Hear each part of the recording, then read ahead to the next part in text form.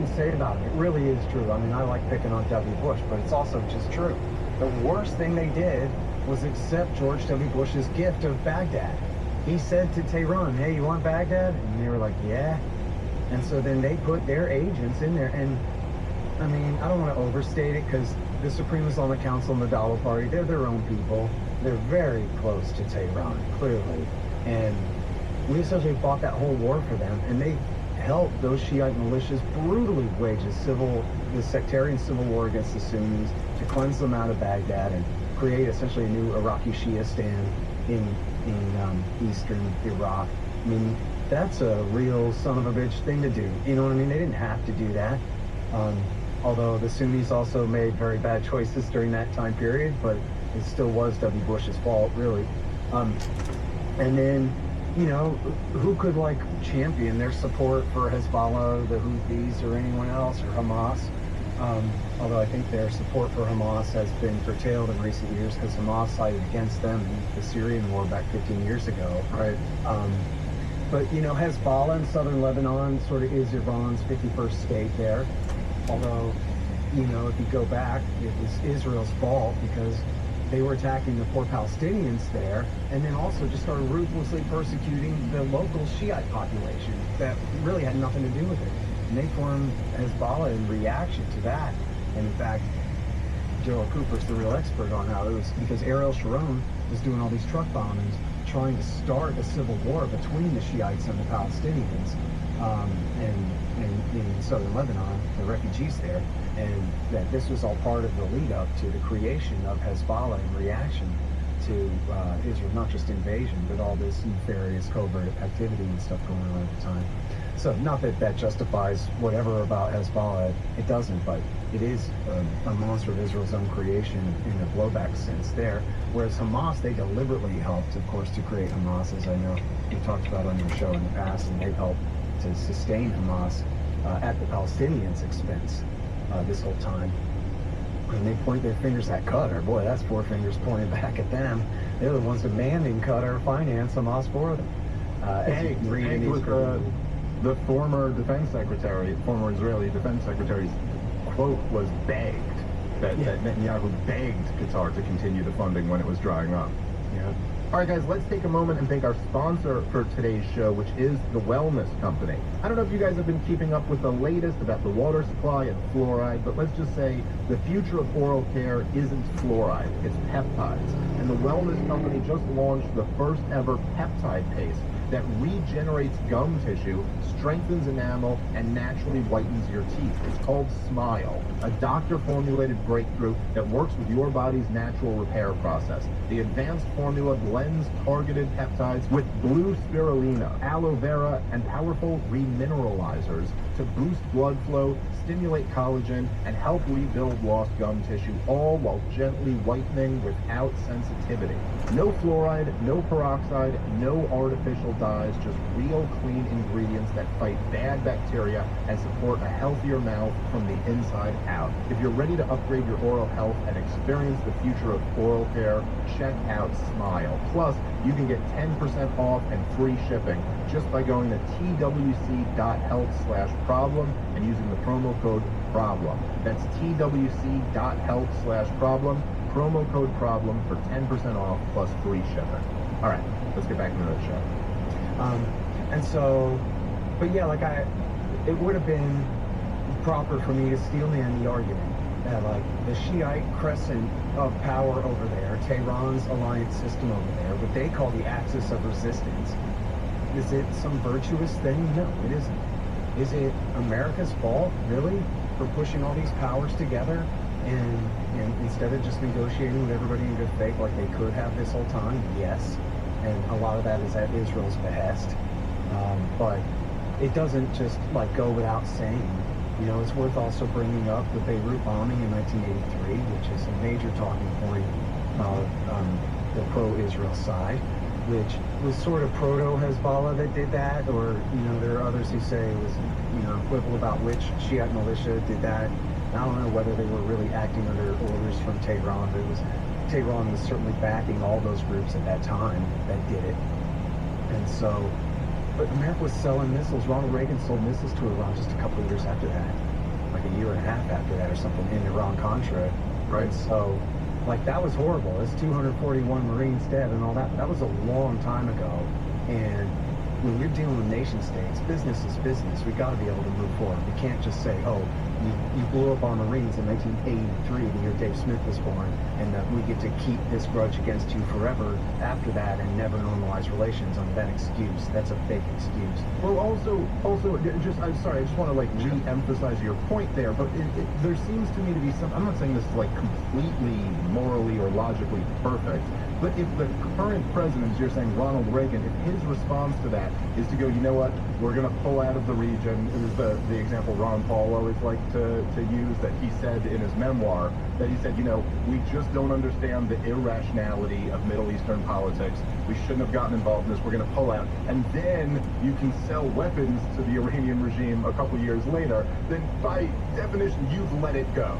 The president of the United States at the time decided this is not worth pursuing a war over. You don't get like a justified war forever free card that you can pull up 40 years later. And you know, it's just too ridiculous. And especially when it's Ronald Wilson Reagan, right? It wasn't Walter Mondale, Ayatollah's gimp on a chain. This was Ronald Reagan decided, hey, it's in America's national interest to move forward. And of course, we were backing Saddam against them at the time. Still, right. I mean, it goes to show that we can deal with these, as Dick Cheney said in 1998 when he was still the CEO of Halliburton, we can deal with these people. Bill Clinton should lift these sanctions and let us do business. You know? By the way, is there a more evil, on its face, impossible to justify policy than backing both sides of a war?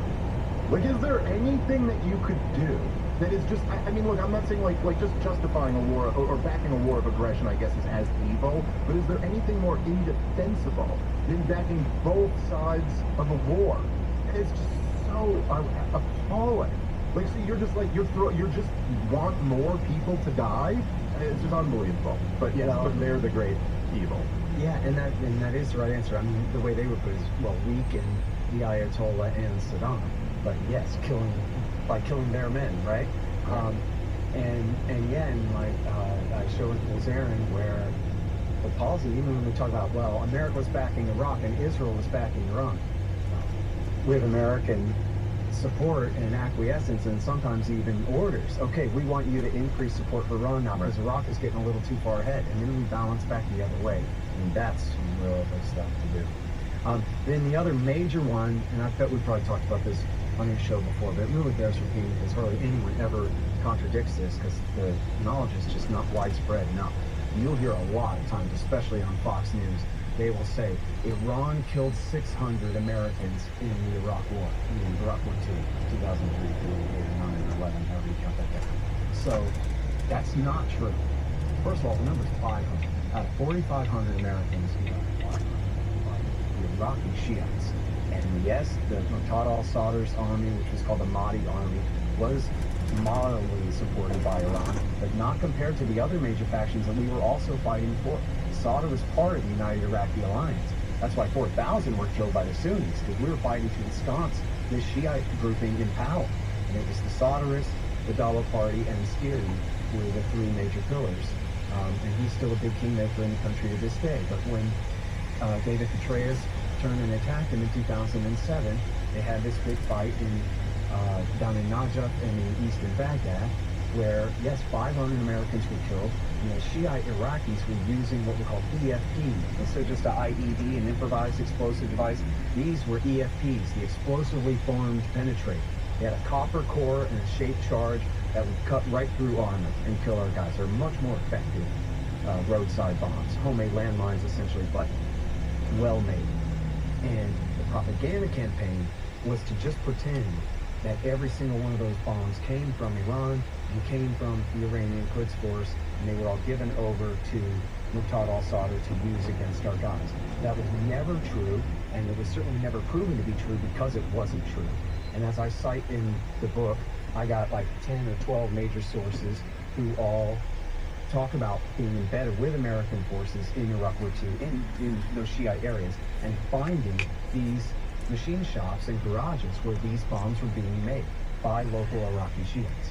And And then I also have military officers that I know who were, intelligence officers who knew for a fact that this wasn't true at the time and knew what was actually happening instead. And, could speak authoritatively to that. And I quote them by name in the book. So, and we knew at the time, the great Gareth Porter and many other great reporters were on this story. Andrew Coburn was another. Many people were on this story. It was simply a conspiracy between Vice President Cheney, General David Petraeus, and Michael Gordon of the New York Times, the same guy who was the partner with Judith Miller on all the stories about Saddam seeking A-bomb parts and the rest. Same guy. He's now at the Wall Street Journal. And they were just lying. And they were proven to be lying, and the whole story ended up falling apart by the summertime. And so then they go, well, Iran killed 600 of our guys in Iraq. But nobody knows anything about that complicated story I just told about America attacking the guy that they were fighting for a few months, and how they were trying to start a war with Iran, and then he held a press conference, and then they had to admit it was all not. They don't. Nobody. Well, not enough of y'all have read enough already, and so the lie tends to stand, and that's something I wish I could have had time to bring up to also people. But I'm not Iran's lawyer, and I'm not here sitting. I wasn't there or here to say that oh hell, the Ayatollah's great theocracy or anything over there. It's just the reality is, just like with David Koresh and just like with Saddam Hussein, they have to say, oh, this guy's crazy. Oh, his religion controls his thought patterns so deeply that he's totally irrational and cannot be negotiated with, must only be threatened and or dealt with violently. And that's just clearly not true. It's been demonstrated repeatedly not to be true. The Ayatollah, I'm sure, is a terrible leader if you live in Iran, but he's been essentially cautious in foreign policy, other than when America gave him Baghdad, he took it, and when Barack, that was W. Bush, and when Barack Obama forced Syria to become much more dependent on him for help during his dirty war there, then they took the opportunity to provide security services to Syria and to make Syria more dependent on their aid and their control of their country, or their influence, I should say control them, increase their influence in the country, and all that, and they did support Hamas. I think it's completely ridiculous, this hoax that Iran launched the attack of October 7th. It's not true. American intelligence told the newspapers they don't believe that's true. No reason to believe that. It was American. They said that they were shocked. Right. This is American intelligence said that Iran, all of their evidence suggests that Iran was shocked by the October 7th attack. And then people will say, they'll use this whoa, what do you think they were giving those weapons to Hamas for? But again, I just want to make just a couple points on what you just said before you continue, because I do think it's really important. And obviously, as you said, the point of this isn't to be Iran's lawyer. The point of this is to be the American people's lawyer. And as they're using this as a justification for war, to just point out how, and it really is amazing because, as you said correctly, I see this repeated a lot. The 600 Americans were, Iran killed 600. Nobody ever challenges it. It's wrong on every level. It's not just that the claim is wrong. Right? It wasn't 600, it was 500. They weren't Iranian weapons. They were made in Iraq. Every level of it's wrong.